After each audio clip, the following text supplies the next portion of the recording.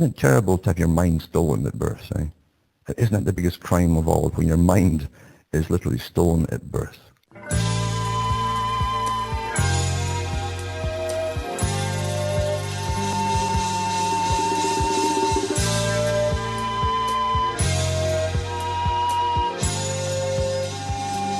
Hi folks, I'm Alan Watt and this is Cutting Through the Matrix on October 12th, 2014.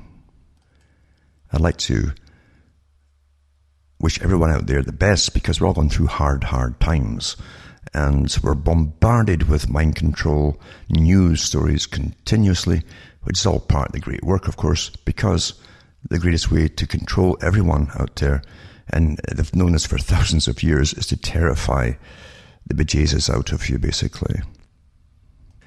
I've gone through this before about adaptation, this Darwinian process of humanity, how we adapt to things we shouldn't adapt to, actually, especially when it's false, you see, but it's for control purposes, and the elite have always known this down through the ages, because even in ancient Rome, there's a fascinating study of ancient Rome, because the emperors would often be deposed and coups would take place, generals would step in to become the major domo, and they'd stage many events to happen to get the public to cry for government and more governmental power to keep them safe. And that's what we hear all the time now. In fact, everything is about keeping you safe, supposedly, as you become broker and broker, and you're adapting to it all, thinking it's all quite normal. It's amazing, really, with such incredible news today. It's worldwide news from probably thousands of stations, if you add them all up, radio and television and so on, across the whole planet. They're all getting the same information at the same time, and it's easy to keep everyone in step with each other as we're programmed to accept all this nonsense that we're hit with and steadily. And back in the 90s, I remember being on a radio show, and I was going through what I knew was coming because I'd watched the militarization of police across the world back in about 98, I think it was, maybe. Alan Rock in Canada, who was the Attorney General at the time for Canada, single-handedly basically put forward a bill, all drafted up, all neatly and all the rest of it, meaning whole hordes of lawyers had already approved this thing, and presented it, which passed without a problem in Parliament, without any question, really, that left everybody puzzled, including the journalists for a change, because generally they're part of the whole scam, but they weren't in on the know. But the bill was to do with basically a martial law type bill. In 98, people were going along like lazy cats in a hot summer's day. It was so quiet at that time, apart from inflation and all that stuff, which is built into the fake money system. And basically couldn't imprison anybody without trial, etc., etc. The whole, it was a crime omnibus bill that they passed it under, which was a complete anti-terrorist bill. Bill Clinton, of course, did the same thing in the States after he failed to get it through in the 90s, late 90s. And then that very weekend, after it was turned down, they had the Oklahoma City bombing, and bingo, they passed it in 2 or 3 days later. So you can see when things work in concert like this, that there's big moves way above what you think is the political powers on the go all the time, and involving all these massive government structures and agencies and private agencies that all work with government on behest of the guys who really control the planet. Because if you think the planet is just bashing along with countries knocking each other, you're up a gum tree, as you used to say. And you truly are, because nothing is further from the truth.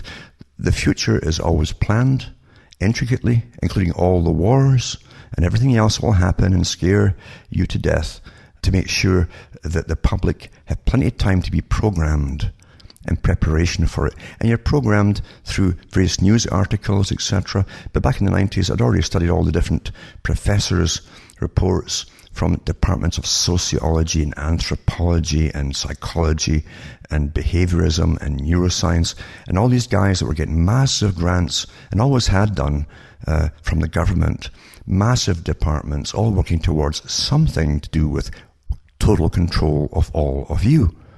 That's why it's so perfect today. And of course, entertainment at the top was in on it in a big fashion as well. Because most of your programming, if you're not getting it from what you think is the news, is coming through entertainment. And in entertainment, your guard is down. It doesn't occur to you to keep your firewall up, basically, and your mind. And you're penetrated so easily by a whole bunch of scenes that'll be where you identify with the hero or heroine, depends on a whole bunch of factors, especially these days. And then they bring you into the political correctness, how your attitude on this or that or whatever it should be altered to conform with the so-called good guy in the movie. And that's how easy it's all done. Aldous Huxley said on, I think it was a Mike Wallace interview many, many moons ago, that the people could be trained to basically into a system by a scientific elite where they'd accept things that perhaps they shouldn't accept. And we've all accepted things today. It's been going on since really rampaging on since the 60s. Now, the big futurist departments of all these agencies that work for the big boys at the top and the big foundations and the big international corporations are all tied together, and probably, I'm pretty certain actually, they're all owned by the same few shareholders at the top with controlling shares, decide the future always. And they're very big on keeping control. Nothing is left to chance. And I mean nothing is left to chance. They have all these agencies out there always spying in the public. In your little street, in fact, you live, there'll be somebody there who's an informant for whatever major agency you have. In Canada, you have CSIS and God knows how many assets, as they call them now. People who get partial paychecks, semi-retired, retired, whatever it happens to be, to basically inform of anything that happens in the area.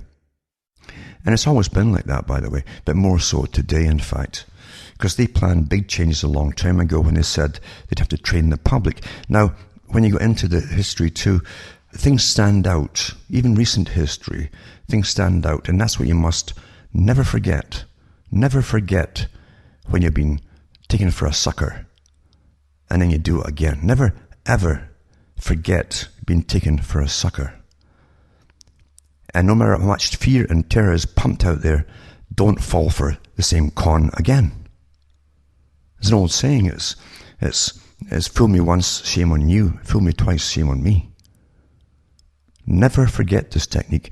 Back again about the year 2000, I think it was maybe, a major politician in the British Parliament for the Green Party said that because of the direction we've all been pushed in for a long time, their goals for sustainability, population reduction, they didn't need the massive working class anymore, and they had to reduce the population and keep all the resources for themselves at the top.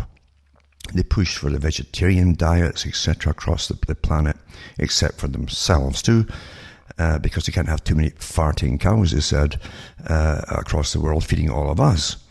And so the big pushes on all. So how can you accomplish all of that? How do you do it?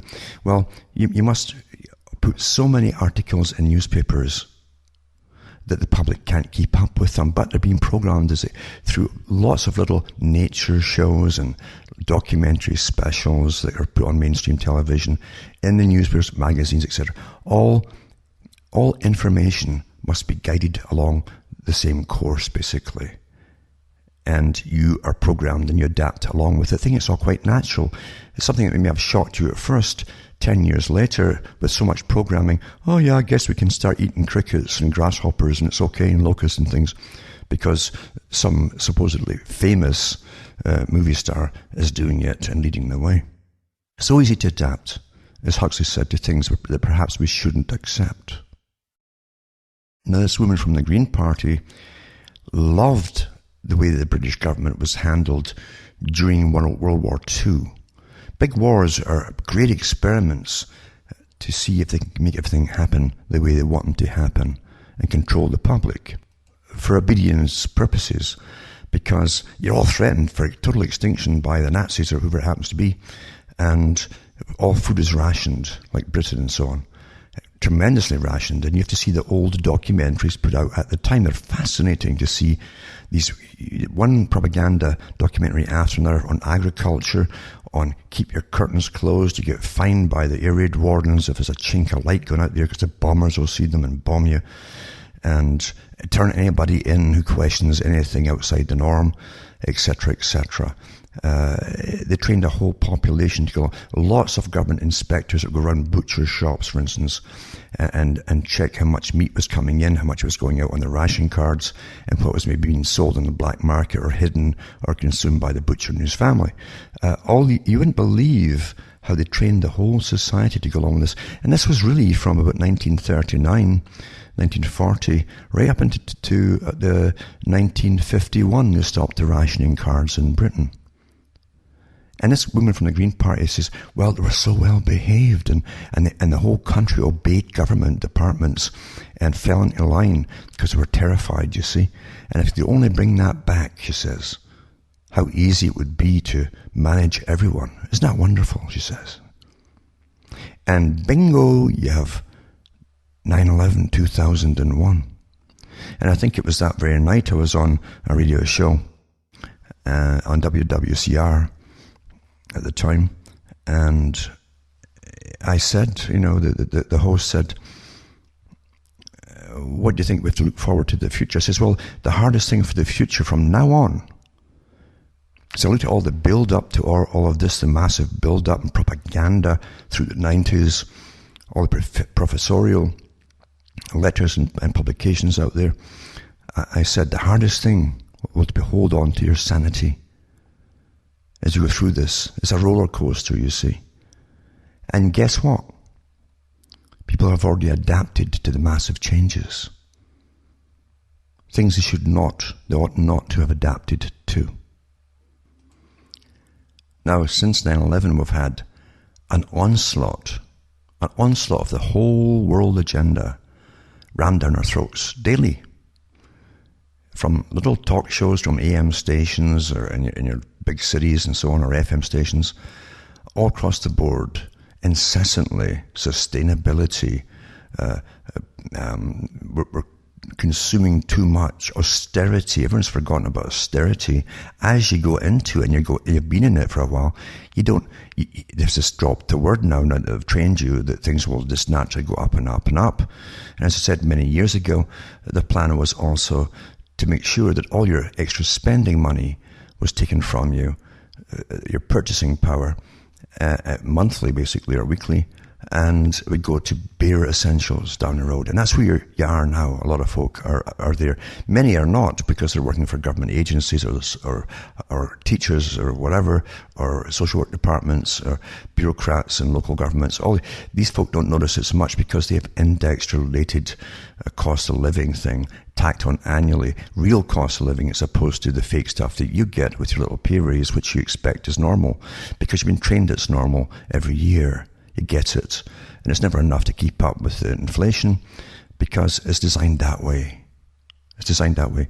You see, when you're deindustrialized, you take away your cigarettes and your cheaper booze, all the clubs you go to and so on, and you're into austerity. You see, they don't need you anymore. They don't have to keep you happy by leaving you a little bit to yourself to make sure you go off and slog at that rotten factory all day long. And that's why in China they can buy cheap cigarettes for their labor force and cheap this and cheap that and keep them happy. This technique is so old and people never think about it, but you see it's all well understood. But 9/11 was the key to it all. Everybody knew it was going to happen, apparently every government agency across the planet, except the US. I just suddenly forgot that day that they had this special stand down with the aircraft and the Air Force because it was a practice drill. And it's always happening in practice drills, isn't it? The same with the 7/7 thing in Britain, London bombing. It was a practice drill that day. And jings, they didn't expect a real thing to happen. That was just took them out by surprise. And you believe this rubbish. Do you know you do? You believe this tripe.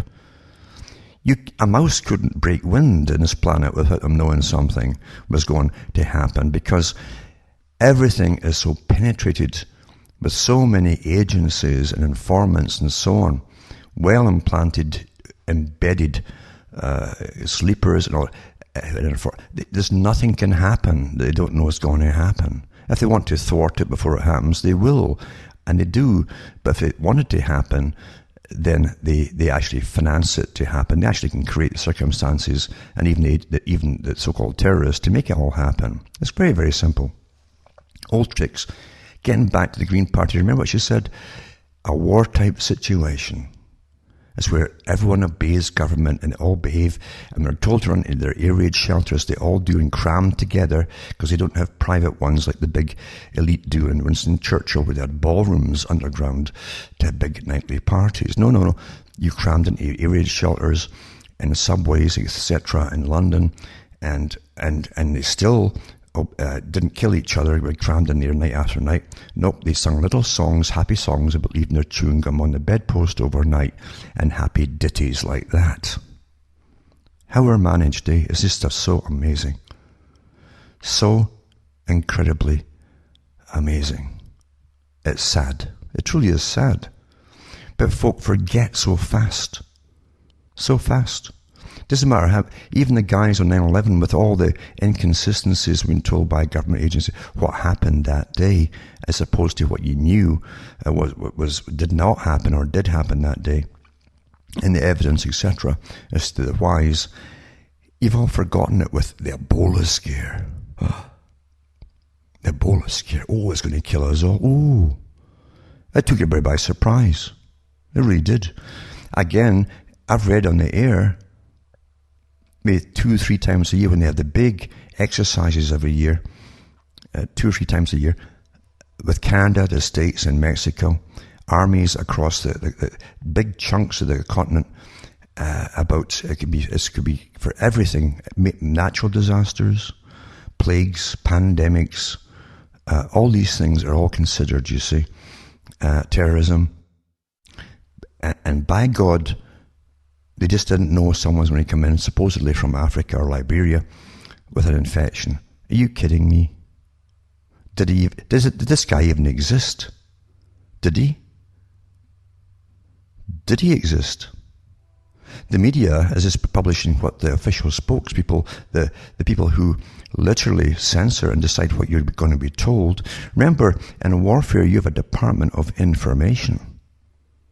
And even in non-warfare, it never stopped in Britain, a Department of Information. Most countries are the same. As to what the publics are going to be told, or what they've been going to be told to worry about or not worry about, whatever, or even what's true, or what is completely fabricated, doesn't matter. And the media parrots it, you see. But they didn't see anything coming. They never see anything coming. Isn't that strange? All these exercises and billions of dollars spent every year, and they don't see anything. They never see anything coming. You're told, and you believe it. Oh, ho, ho, ho. Now, I'm not saying this didn't happen. I'm saying question it. You don't know. Remember, fool me once, etc. You see, you got to start thinking for yourself. If you don't want to have a memory, and lots of folks actually don't want to have memories, they like to live in the now, they call it. And the now is what the media tells them is really happening. It saves them the frustration of having to remember things. I say, my God, maybe we're all being fooled here. But they don't really want to do much thinking for themselves. After all, it's a bit of an effort when you could be entertained. You turn on entertainment and do whatever you do. Remember what Albert Pike said too. The so-called Pope of Freemasonry in the 1800s, he said, those who want to think for themselves and use their own reason are therefore stake on the table and beasts of burden by choice and consent. He could dream that up, like he invented that whole thing. No. They've always known this at the top of how to manage vast populations. They give you the culture. They change the culture when it suits them, and you all follow it because you think it's incremental. You adapt and adapt and adapt. Without even thinking, most folk, they adapt without thinking. Without even asking why. Why anything, you see. Or, as Brzezinski said, between two ages, shortly the public will be unable to reason for themselves or think for themselves because they'll expect the media to do the reasoning for them. Really? When I was small, the people in Scotland anyway, and I'm sure a good part of England, were very suspicious of government and media because they knew that all media was privately owned by big magnates and moguls that controlled everything. And their media interests were one part of their massive worldwide financial interests with other big corporations. It was one conglomerate. How we've been trained to forget that, haven't we? Really trained. I can remember in the late 70s, all the movies they churned out and things for TV. And I didn't watch much TV, but the little bits I got here and there, even visiting people's homes, were such infantile rubbish to pass your time. And also get, you debased into adapting to the culture that we're pushing on television. And these terrible the Dukes of Hazzards, guys that run around making moonshine, I think it was, and fast cars, and pants literally that you couldn't bend down on, they'd rip. But I mean, this is the nonsense they churned out non-stop, like nothing was happening. Was basically the external message you got, but loaded in it is rubbish. It was telling you to be infantile too, you see. And before that, it churned out silly things because the whole entertainment media are conglomerate again. It's totally as fashion, music, books, novels, all these things, all the movies. These are all part of one system, and they work completely together. If you don't believe it, look at the average movie, and you'll see, for instance, at the end, with all the transcripted the things at the end, where they give you the producers and the production managers and all the different assistants and yada, yada, yada. They'll tell you who supplied the vehicles for all the smashes that they had, or the ones that they want you to buy, and the watches, but who made them, the fashions, who supplied the clothing and the dressing for the latest, blah, blah. And then the music too, written by and played by, yada, yada. And it's all one big system. Plato talked about it in his day for what they had back then, based on commerce, you see. It all works together beautifully. Beautifully. In ancient Greece, I've mentioned this before, for a long period, it was decreed that everyone, even the slaves, had to attend traveling shows that were authorized to go around and do dramas, because they knew it not only created the culture, it helped to maintain the culture, give them what they've trained them to be used to, and also incremental changes. Like in times of war, they would put out that type of thing where the family on stage would say bye-bye to the lovely young son who's going off to fight whoever it happened to be. That's never changed. And you get caught up in the emotion, and that next thing you know, you're all for it, this war. And the young guys are brainwashed thinking, oh, I'll get all this glory. I'm a nobody right now, but I'll be a somebody then, you see. And I'll get all this glory when I come back for killing all them awful enemies. Ooh. You see, we're so well understood. And the art of governing is ancient. Absolutely ancient. Pre-Greek and all the rest of it. It's ancient. Now, back to what I said. Fool me once, shame on you. Fool me twice, shame on me. How many times do you want to be fooled here? It's up to you, isn't it?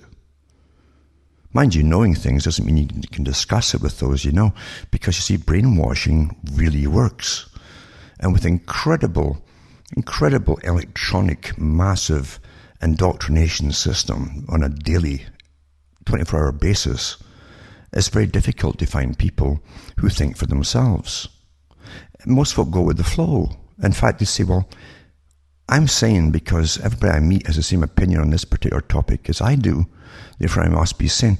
It doesn't occur to you they can all be wrong.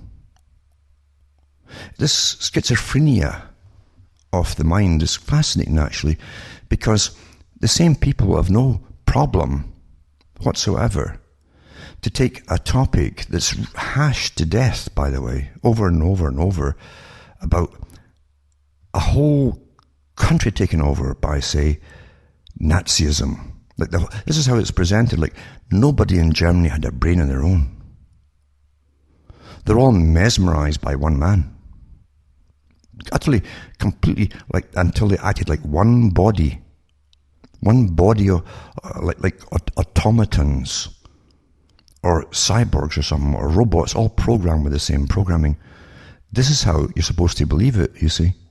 And you do believe it, most of you, because you've seen so many movies about it, and it always ends up back with the Nazis. They never mention the Bolsheviks and the communists and the massive millions and millions they slaughtered over many years up until the Berlin Wall fell down. Because, you see, it was planned that they would be our pals eventually. It was never planned that the Nazis would be our pals afterwards. You see, that's how the con game works. But the Germans just went to war when they were ordered to go to war, and young guys joined up. Like any country will join up when they're told to join up, because they think it's going to be exciting and glorious, and they want to believe the basic simple propaganda that's pumped out at the time. Every country does this. We still get simple propaganda. In fact, there's a technique to propaganda that must keep it simple. There must be an element of confusion there. Do you know that? Now, what I'm going to tell you will be parroted by lots of talk shows very quickly, but this is the truth here. You see, if something is too elaborate and thought out for you to parrot, it will seem too elaborate. And folk will question that. Well, I don't believe it's just too pat. It's down too pat, you see. So you get vague things like 9/11. It's all vague, you see, except these bad guys supposedly came across in a plane, or they hijacked planes, and they smashed them into a building. And nobody knew it was coming except the Israelis, who warned the US, and the British GCHQ that warned the US. Everybody knew it except supposedly the US, even though all the cons with the guy who owned the buildings, and he got the renewal for his insurance just before it all happened, and he's stinking. He was stinking rich then, but he stinks a lot more now. But you see, all these cons that go on, never mind all the companies that knew in advance were tipped off. Get out. And they did before it all happened. Closed down in the trade centre, Twin Towers. You can go on forever with it, you see. But the simple stuff is there, you see. Simple. If it was too pat, you would know it was too pat. It was too scripted. It's the same with Ebola. You know, Ebola. It kind of flows off your tongue. Ebola, you know. First you have Hezbollah, now you have Ebola, you know. Then you have Obama. Then you had Osama. Oh, yay. Who makes this stuff up? Huh? But you don't stop and put it together, do you? And have a good laugh. Never happens. Even though the guys who were in with Bush Jr. during 9/11 published their agenda on their own website, this private company or group, the New American Century Group, of all the countries wanting to take out. And we've been doing it. The last two we don't have are Syria proper, with Assad in it, because they want rid of him. And we've got Iran as well. They published it twice in the 90s. And we've all forgotten it. And so they give you fantastic names. Al-Qaeda. Ooh, Al-Qaeda. And we had the exposés on Al-Qaeda from guys who were in it during the Soviet invasion of Afghanistan. And so it was an informal group of different fighters that were trained by the US and Europe and armed to the teeth and taught how to fight against the Soviet invasion of Afghanistan. And some of them even refer to Al-Qaeda as the radio network they used to communicate to each other, the different groups. You see? And then you have the latest transformation. And everybody's forgotten that Al-Qaeda was they were getting funded through Qatar by the US. That was in the papers here. And funded and supplied with their arms and all their food supplies and everything else, and money. You understand that any army, formal or informal, will pack up and go home if they don't get paid. People want these little tidbits, self-benefits, coinage, some kind of thing, as a reward for their time. You all do it, you work. Even though you're getting less and less with purchasing power as they keep devaluating your currencies, which is all the plan too. But you wouldn't go to work if you weren't getting paid, you see. And armies are the same. There's not much looting and raping you can do before you get fed up and go home, you see. And this is from, they've always known this. That's why civilization, as the big elite call it, started with the advent of currency. Even when they weighed the currency out, and they coined it about 800 BC. And since then it's been a fantastic weapon. You can buy people to go and kill for you. And everyone's forgotten that last year, the US was in all the papers, for goodness sake. The US and Britain were massive funding of the military, the arms shipments for Al-Qaeda to continue through Syria, and financing them, like paychecks, etc. Otherwise, they say they go home. And then Putin stepped in for a world conference to stop this, because everybody's fed up across the planet, the US, military going everywhere on the behest of international corporations. They want all the oil, all the gold, everything, remember? And Putin stepped in and says, this has got to stop. This has got to stop. This constant warfare. And the West backed off a bit. Oh, well, because Putin got a lot of support, you see, for that. Beautiful political maneuver. Got a lot of support. And the West backed off for a little while. Went back to work, and when they pull out the top hat then, like the magician? ISIS. Remember, too, Al-Qaeda supposedly was sweeping all through Africa and other countries, all through it a year ago. And that was the biggest threat to the whole world a year ago. And we had little fracases across different little parts of Africa a year ago with Al-Qaeda. And all over the papers they said, AmeriCorps, or AfriCorps they called it. Other folk call it AmeriCorps. But AfriCorps, the African militaries had to combine and at least show some strength against this terrible threat across Africa of Al-Qaeda, you see. And they said, if they can't get enough, the US would have to go in there, you see, military, to pacify these parts of all over Africa that held these little bands of Al-Qaeda, we were told. Suddenly it's all gone. Have you heard of it recently? It's like it all disappeared. As I say, an invented ISIS. Now, nobody over in those countries calls themselves ISIS. It was admitted again in the papers here that the media, as we were told, the media were responsible for inventing the name ISIS, you see. But it does a great job of obfuscation, of blurring things, you see. Because everybody might have remembered, wait a minute, Al-Qaeda didn't Putin step in last time when they were ready to finish off Syria and kick out Assad like they always wanted. Israel wants it, the US wants it, and a whole bunch of countries want it. It's been on their papers, it's no secret. And then you had this obfuscation,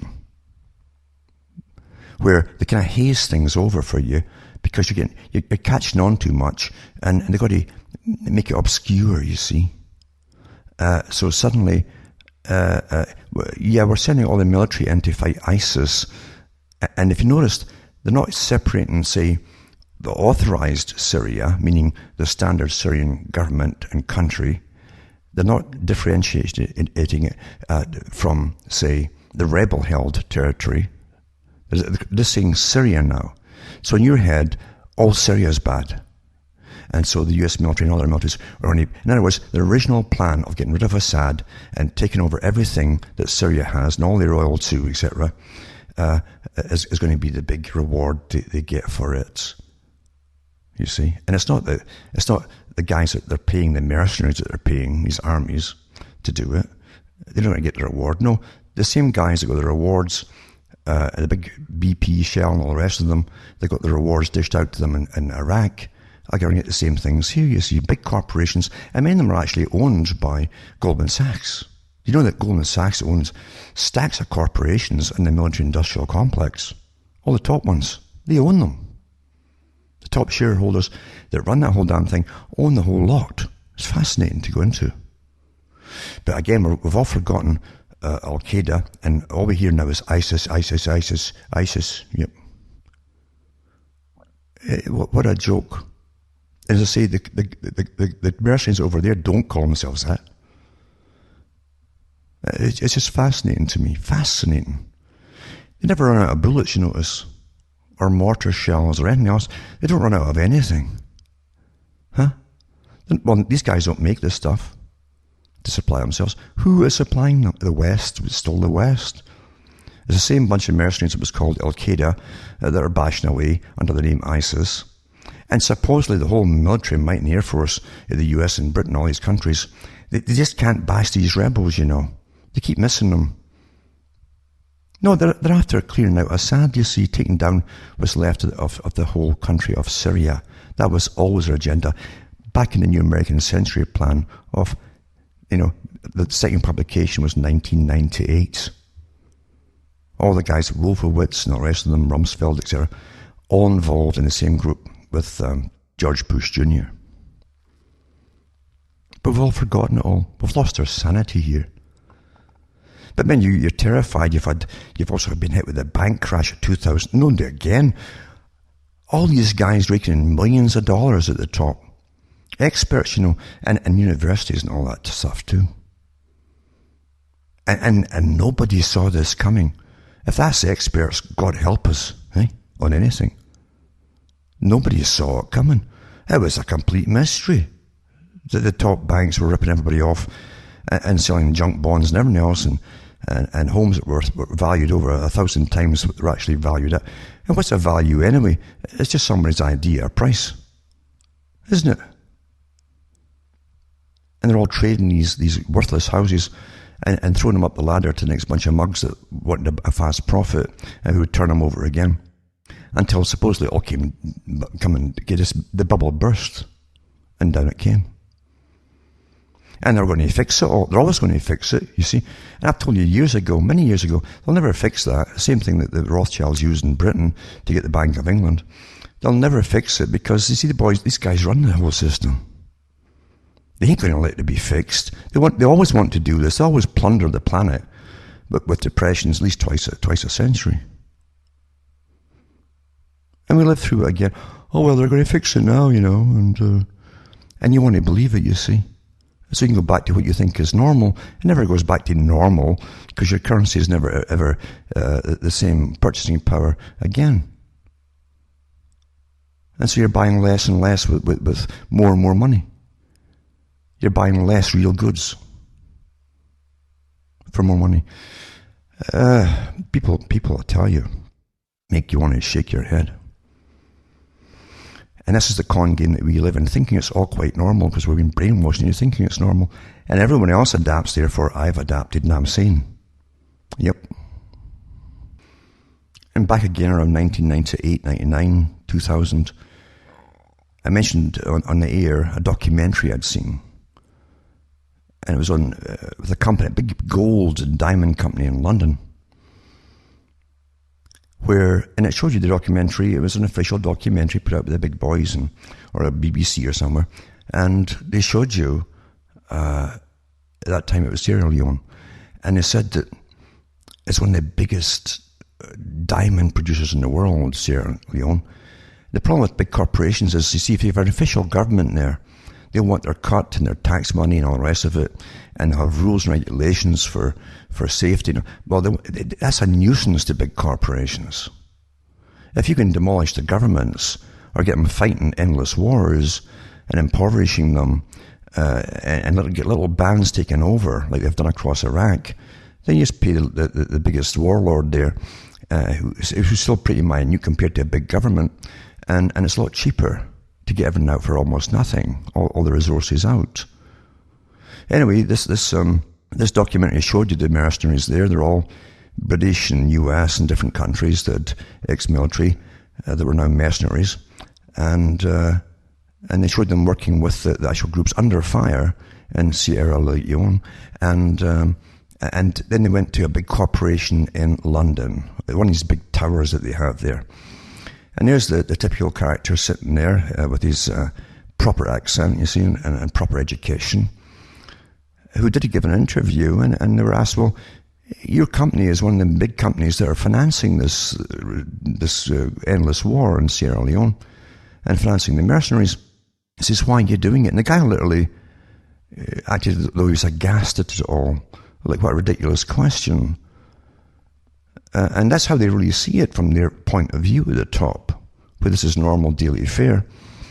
And he says, well, that's preposterous. He says, why? He says, well, there's all these people living on the land there on top of all this wealth, and they're doing nothing with it, he said. Though he just answered a stupid question. And from his point of view, it was awfully stupid because it's daily fare with him. So that's why they did it. They've always done this nonsense. Psychopaths at the top think you're stupid if you can't see the reason they give you. Because from their point of view, you really are stupid. They can't imagine that you're different in a certain sense. Wouldn't you do it if you can grab all those diamonds and gold for nothing? And it doesn't matter how many documentaries this kind are churned out, with the horses' mouths telling you what they're up to and why, you'll forget it all. And then you fall into the traps of, well, America or Africa must get across the whole of Africa to wipe out the Al-Qaeda that suddenly disappeared, you see, from the news. And where's all the US forces going? To all these countries that have gold and diamonds, etc. And then Ebola, same thing, Liberia, Sierra Leone, and a few other. You can't put it together, can you? You can't do it, can you? So it's announced, are we sending out massive military teams over, or say hospital teams or what? No. Not over to Liberia or anywhere else. We're sending in thousands of troops, guns and grenades and stuff, because we're going to blow up the germs and the viruses. Ooh. Huh? There's only one reason you send in armed troops anywhere. I don't care if they want to do the Orwellian con game of double think. They're not killers, they're peacekeepers. Oh no. That's what soldiers turned into, peacekeeping, you know. Well, you could use that the same with the Nazis. Why can you accept that with the Nazis? They were keeping the peace. Huh? Or the communists through their massive rampage of slaughter. Oh, they were trying to keep peace. They're peacemakers. They even give each other Nobel Prizes and things. Isn't that amazing, eh? Depends who you are, of course, if you get the prize or not. If you're not on the list, they'll use you, then kill you off rather nastily, like they did with Gaddafi. And they'll even show you pictures of it happening. But do we remember anything? No. We've got everything popping up except Osiris. Ooh. Or Ra himself. Maybe that'll be next. Huh? What do you think? Fool me once, shame on me. Fool me twice, shame on you. Or sorry, the other way around, isn't it? You keep forgetting how many times you've been shamed. You can't remember who's shaming you, even yourself. Don't forget it.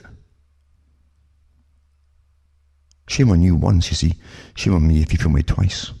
How many times are we getting shamed here? And even the folk who should know better, all the so-called 9/11 truthers and so on, all these groups, are part in all the same rubbish. We're all going to die of Ebola. The banks are already, remember, you've already forgotten, the same con men that who benefit incredibly from every crash they cause. And they give others more bonuses afterwards, like congratulations, we conned them again. And we bail them out, eh? And now they've got the bail-ins. Like started with Cyprus, we've forgotten all about it.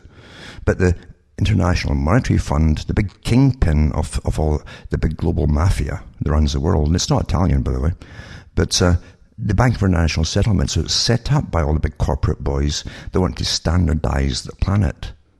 You think Rockefeller was just standardizing oil? No, he was standardizing the medical system, the pharmaceutical system, everything that they had a hold on, over and money in. They standardized it. The whole idea was to standardize the world and standardize the population and their minds. Standardize. That's what it was about. Standard oil, standard. Until you're all getting standardized with the same parroting nonsense. Beautiful, isn't it? It wasn't just Rockefeller. The massive conglomerate that already existed before anyone had heard the name Rockefeller simply used his family as the front, or one front, down through the centuries, to implement all of this part of it. That was all. The big massive think tanks, the big foundations that finance all the non-governmental organizations that are telling you to sterilize yourself and eat crickets. You see? Because it's good for you, and it'll save the planet. Don't eat meat. They fund every non-governmental organization out there and hundreds of their kin because they're all related to all these foundations. Some of them are simply front foundations and chains of front foundations to pass the money on from the main ones to more groups. That's a lot to take care of, all these thousands of NGOs across the world that now is taken over supposedly from something called democracy. What? What's democracy? What? When you had a say in something, yeah, democracy they called it. That's a shame that people can't look back. It's a shame you don't read the old books written about democracy when they were inventing the idea in ancient times. It always failed because it was always a con job, and reintroducing it back in the late 1800s into the early 20th century too. Winston Churchill, when he was a young guy, talked about it in his club, who was behind it, and he knew who was behind it all right.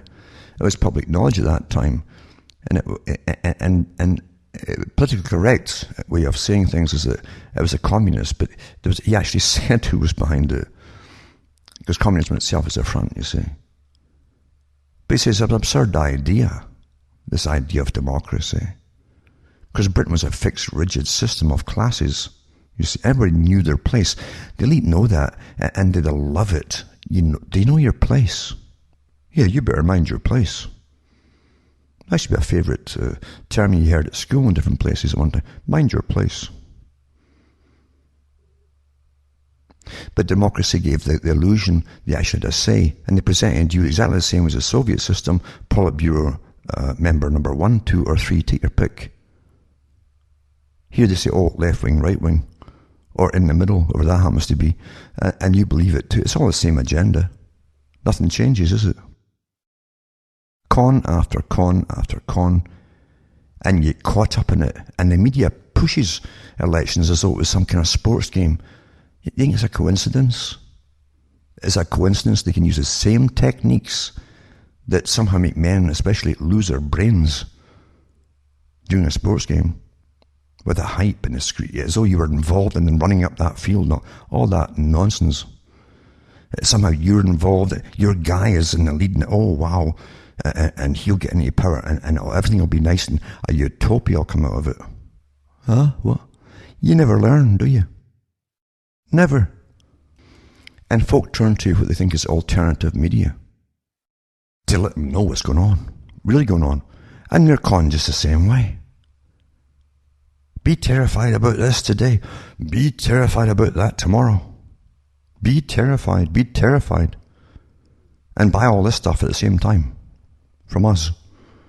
That's the stuff, you see, you hear consistently. And you don't catch on. We're all losing our brains here.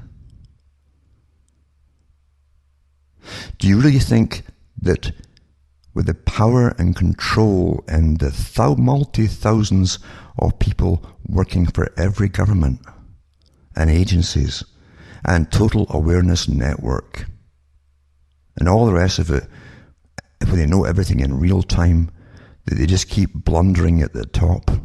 Do you want to believe that? Do you want to believe it? Do you know how many sleepers they've got out there and informants with all different groups? If you started a poetry group up in your local library that had some poems about this is all nasty and please be nice to us because it's not very nice at the moment, thank you very much. you'd have someone in there to make sure that's what you were there for, and you didn't go overboard with it, like retaliation of any kind. I'm not kidding you. Nothing in the system is missed. Nothing. But be very afraid. Be terrified. When we tell you be terrified, and obey us. For your own safety. For goodness sake. I want to touch just before I go off tonight here, because I have to get back tomorrow to this this well problem I've got with water and all that, which is eternal. It's just incredible. But anyway, the militarization of the police, and I've talked about it an awful lot long before I mentioned the book Rise of the Warrior Cop by a professor and so on. Awfully good book. I don't get any money, by the way, for mentioning any book here, because I don't even know the people. I've not spoken to them. But it was by Radley Balco, and it's an incredible book about the details, the facts, the financing as they militarize the police state across the world. And I said years ago in the 90s that they've been doing it way back. I mentioned it then. They're doing it now. I says, why is this? It's for something all coming down the road in the future. Big changes. Remember all the statements you've heard and you've forgotten about too? Even by folk like Al Gore. I can remember when he said the internet would change the world and the way we think and change our whole way of doing things and being and all the rest of it. They meant it.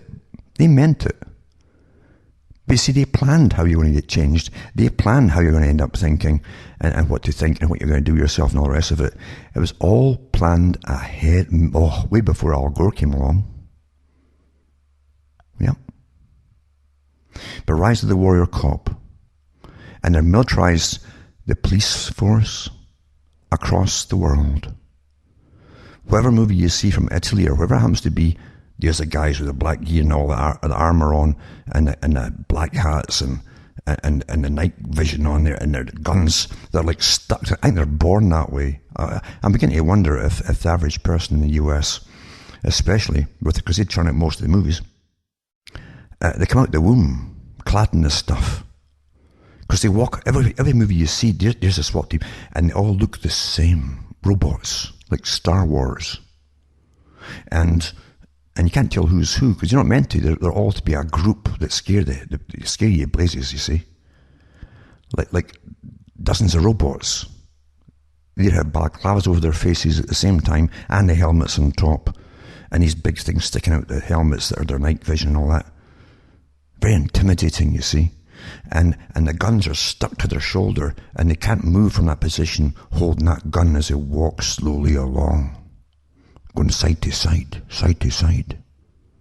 Thousands of movies churned out, until, and again, it encourages all the young guys, and there's guys growing up, turning 18, all that. There's folk who weren't alive when that 9/11 happened. And all they've known is anti-terrorism. Basically a form of martial law. That's all they've known, and they think it's normal.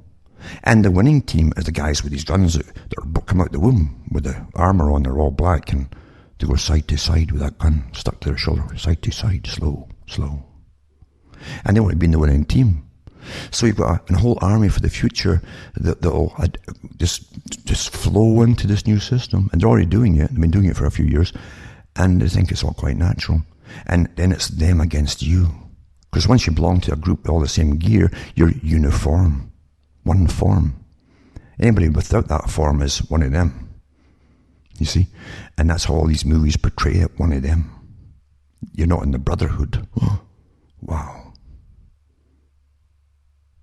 I could go on forever about this, but anyway, here's an article here, and I mentioned this with The Rise of the Warrior Cop, the book, and it says here that this is from RT News, October 7th, 2014, and it says here, Battleground America, U.S. Army surplus even going to coroners as militarization rampant. You see, the Pentagon's is called 1033 program.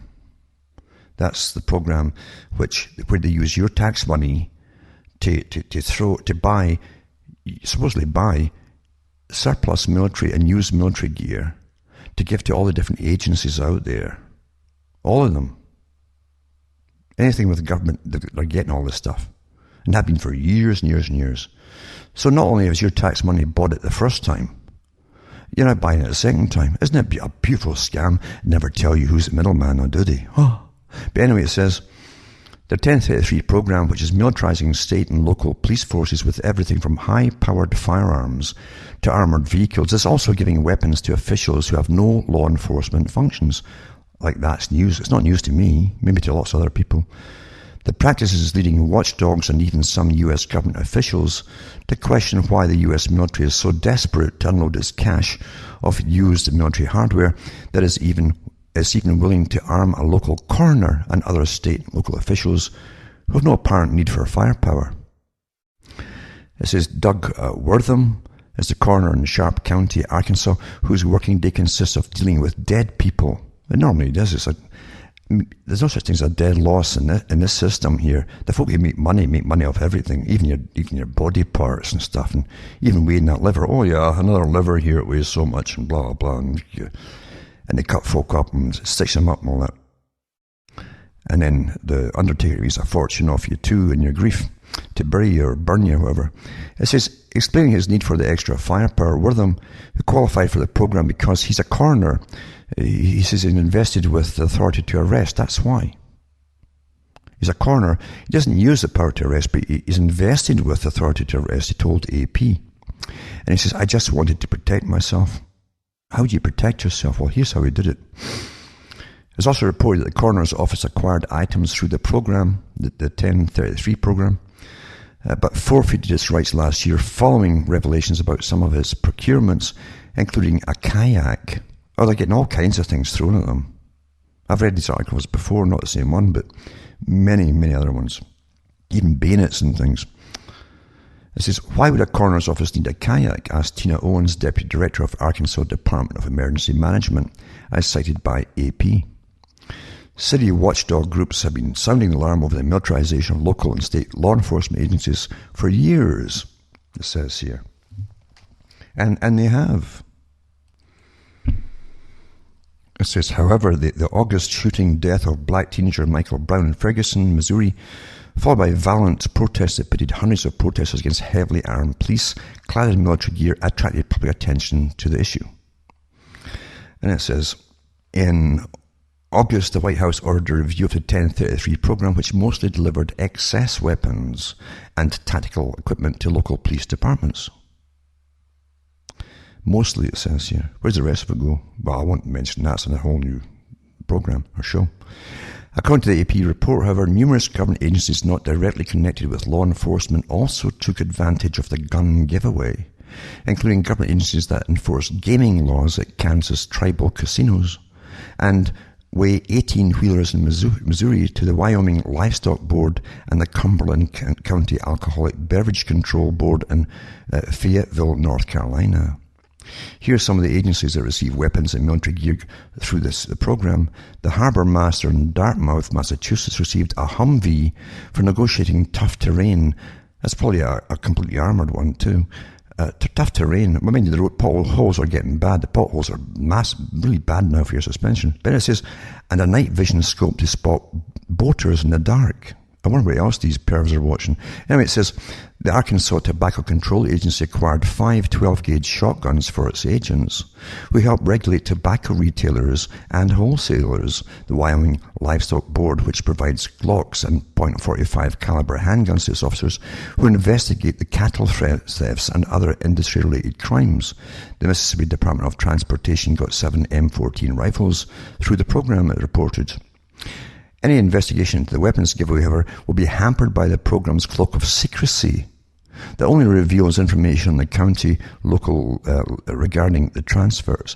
Meanwhile, the battle-grade equipment accounted for a fraction of the used items available, with some agencies participating in the program to receive official equipment and other such goods, AP said. I mentioned before they get grade launchers and everything. I just think this is to go after the war on drugs and stuff. Everything's nonsense. The war on this, the war on that, and the war is on all of you folks all the time. And mind you, all the movies that they do makes it awfully attractive, doesn't it? Because the good guys are always the guys that are smashing doors down everywhere, aren't they? And you want to be, oh, they're the good guys. They got a badge. Look, see. Symbols are amazing. Someone shows you a badge and suddenly you do what you're told. Symbols, eh? Isn't that amazing? And now it says it was only through information voluntarily provided to AP was able to discover the destination of the inventories. Police officers, it says, fire canisters of tear gas on protest. Oh, they show you them using this kind of stuff. That's the simple stuff, that's gas canisters. It says, meanwhile, it was earlier revealed that at least 26 school districts have participated in the Pentagon's weapons program, which since the 1990s has provided free military surplus goods, including mine-resistant armored vehicles, grenade launchers, and M16 rifles. Last month, the Sandy, and they call it all the body armor too. Last month, the San Diego Unified School District Police Department announced that it received from the federal government a $733,000 mine-resistant ambush-protected vehicle similar to the models used in the Iraq and Afghanistan wars. Wow. Just like the movies, you got your own special fancy vehicle that's all scary looking and stuff. Although the 18-ton vehicle doesn't come with any weapons, watchdog groups are wondering exactly what type of school emergency would require the use of an armoured military vehicle. Eh? It's because the students were going to riot about the school lunches, maybe. Anyway, it says the ongoing militarization of school police departments has been explained by incidences of violence on school grounds, most notably the 1999 Columbine High School massacre, which left 15 dead, etc. Mind you, the agencies also knew this was coming up. There's a whole story to that long before it happened, including a practice run of teachers asking them, the students, if you want to do something in a fantasy way, play it out and do a video. And they did it through the school as though they're walking around the school shooting everybody. This is way before it happened, and with real guns and all that. Same guys. And they even had put their own videos up of them firing off all these firearms in the forest, all these youngsters. And they made the FBI and all the rest of them were watching them like a hawk. But they let it happen, didn't they? And they're all seeing psychiatrists. Oh, boy. They're always taken by surprise, you see. No one saw it coming. In September, almost 24 educational and civil rights groups sent a letter to Pentagon officials urging them to stop militarizing U.S. school police departments, which have been reported in California, Texas, Nevada, Utah, Florida, Georgia, Kansas, and Michigan. It said adding the presence of military-grade weapons to school climates that have become increasingly hostile due to their over-reliance on the police to handle routine student discipline can only exacerbate existing tensions, said the protest letter, signed by a number of groups including the NAACP, Legal Defense and Educational Fund, and Children's Law Center and Public Counsel. President Barack Obama in August ordered a review of federal programs that allow state and local law officials or enforcement to acquire military-grade weapons and equipment. Nothing will happen there. It's just playing the game, you see, because that's the agenda. You see, they haven't just militarized everything, folks. All these agencies, it's still, and all these massive movies funded by the Pentagon to your tax money once more to brainwash yourselves. It works awfully well. And you lap the stuff up, movie after movie, drama after drama, with these guys, again, coming out the womb with their black gear on, and this thing stuck to their shoulder and two hands on it, and the funny things in front of their eyes for night vision, and side to side slowly. Oh, scary. These are the good guys. They smash their doors down as citizens. These are the good guys. And blow open the doors off the hinges in that way, with different explosives. Boom! And you watch this stuff, because you've been told the guys inside are bad. Bad. Who generally have committed, if they're committed anything at all, which often happens, they haven't done anything, it's misinformation, they've got the wrong houses and stuff. If they're doing anything at all, they're smoking some weed or something, which was not the high criminal, deadly offence they portray it in the movies. Anyway, that's another story altogether, isn't it? Another story completely altogether. But the fact is, you see, here's the key. They haven't just militarized all these agencies and police. No. You see, your brain has been militarized by all the rubbish and indoctrination you've been watching, because you think in the fictional form, the good guys are smashing the door down of all these houses, all the doors, to keep you all safe. And you've been brainwashed, and so you allow it to get even worse. And real life gets worse, and you think that's normal. Do you really think all these agencies are there to go after folks smoking weed? Huh? Do you? You need an internal army for what's coming down the pike. And the big boys have planned this before a lot of you were born out there. And they've planned it so well and implemented it so well through all their movies and dramas and yada yada yada, until you're now ready to accept all of it. All of it. But the same guys who can do such careful planning and all the rest of it, the total information network and so on, total dominance of everything, all media and blah blah, you think they just miss things like, my God, there's a big outbreak of Ebola out there in Africa. And they wait till something happens, supposedly. And you believe that too.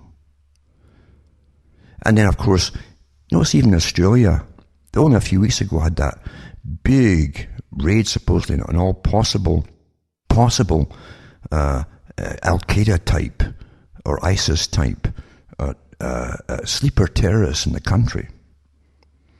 And there was guys that looked at different sites and so on that were going to purport to stir up violence, generally run by the governments. And young guys go into it and get into the sites and get carried away with it. Because it's easy to use young guys, that's why they only use young guys for the military, and, you know.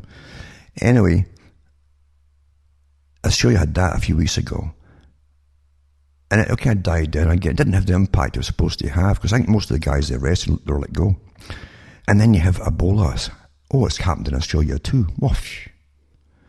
They haven't bored with Canada so far, because Canadians are pretty laid back. And we do what we're told, you see. But in the US, oh, we never saw this coming. Yeah, well, yeah, we had a vague recollection of a massive outbreak in Africa, somewhere in Liberia. We didn't think you'd check them coming in from Liberia. I mean, no, it just didn't. And you believe this rubbish? Huh? As I said, this guy may or may not even exist. I don't know. I certainly don't take anything at face value.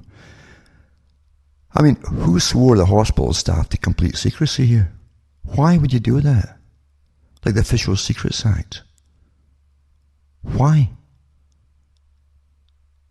I mean, think about it, folks. Why would you do that? It's awfully important to know.